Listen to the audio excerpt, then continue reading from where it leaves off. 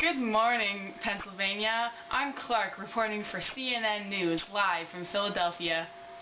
I'm Meriwether Lewis, and we will be talking about the Constitutional Convention. It began on May 25th, 1787, and it is still going on today, September 17th. Men wanted to rewrite the Articles of Confederation because it was not meeting our government's needs. They have come to call this writing of the new government the Constitution. Now to our field correspondent, Nigel. Nigel here with Benjamin Franklin. We are going to ask him about his opinion of the Constitutional Convention. Why did you guys come together?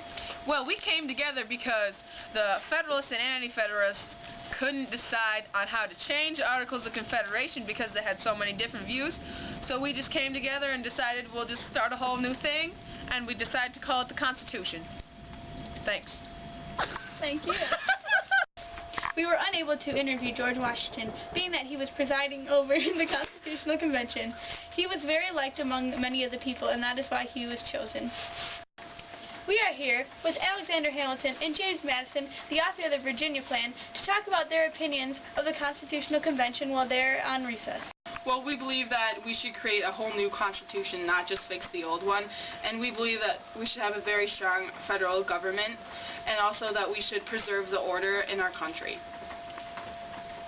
And Madison, how do you feel about this? Well, along with Mr. Hamilton here and John Jay, I wrote the Federalist Papers, which were meant to protect citizens' rights and not infringe on them like the Articles of Confederation did. I think the Constitution follows our standards. Thank you, gentlemen. Good luck at the convention. Thank you, sir. Thank you, sir. Back to you, Lewis and Clark. Thank you, Nigel. And now over to our analysis for the research on the project. Thanks, guys. IP Daily here for CNN News. So, the Constitutional Convention was a result of nationwide unhappiness with the Articles of Confederation. Although the Articles provided us with the Northwest Ordinance and gave us trade with other countries instead of Britain, such as China, the negatives outweigh those positives. Just to list a few of the problems we had with it: representatives in office didn't know the people they were representing and didn't understand their lifestyle. We can't pay off debts from before the Revolutionary War, and we can't pay the soldiers that fought in it. People are unhappy with Congress because they can't make important decisions such as what to do with the Mississippi River. Now, for the most important thing, it has no Bill of Rights, which is necessary for a stable and prospering country. Back to you guys. Thank you, Mr. Daly, for those important facts. Now back to Nigel with more information on the common people's point of view. Nigel, field reporter!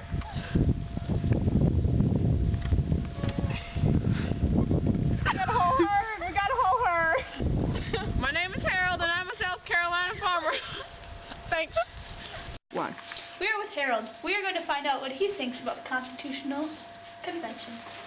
Alright, well, with the Articles of Confederation that we have right now, we can't pay back any of the debts we have from the Revolutionary War. We can't pay back our soldiers. We can't pay anything, international debts, and we don't even have our own paper currency that is national and consistent. So I think we really need to get the national bank in line. Now we're here with Jedediah in his chicken coop, and we are going to talk to him about what he thinks about the Constitutional Convention. I think we should have friends.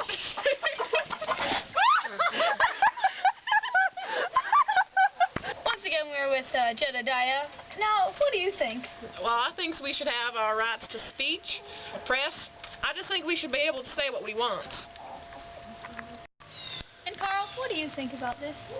Well, with how long it's taken, 5 months now, they're probably doing something like this. Oh, yeah! I sure hope they conclude soon. Breaking news! Back to the studio!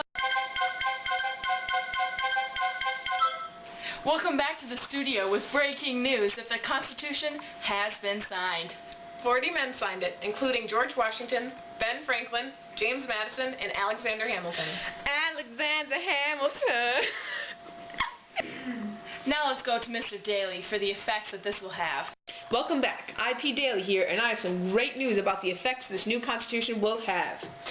With the new Bill of Rights added, we have the ability to amend or change the Constitution for a growing country's needs. The new Constitution also gives states, big and small, say in government dealings. With this new Constitution, we have a bicameral system, and it has compromised between Federalist and Anti-Federalist views. Thanks for those insights, Mr. Daly. And that concludes our segment on the Constitutional Convention. Thank you for watching, Philadelphia.